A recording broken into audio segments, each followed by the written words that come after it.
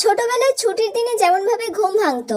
কালকে স্কুল ছুটি, আজকে অনেক রাত অবধি গেম খেলবো। কালকে যদি দেরি করে উঠি তাহলেও কোনো কিছু যায় আসে না।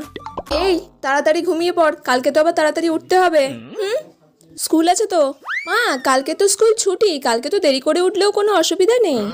ও আচ্ছা আচ্ছা, ঠিক আছে। ফোনটাকে পাশে রেখে এবার ঘুমিয়ে পড়ি। কালকে 10টার সময় উঠবো। ও, ঘুমটা ভেঙে গেল। এবার তো উঠে খেলতে যাব।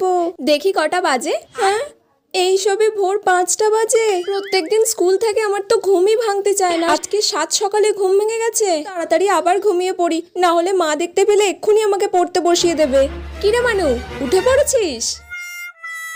আর শুতে হবে না, উঠে পড় উঠে পড়। খেয়ে দিয়ে একটু আমার সঙ্গে ব্যায়াম করবি, তারপর পড়তে বসে পড়বি। চল। দূর ব্যাং, ভালো লাগে না।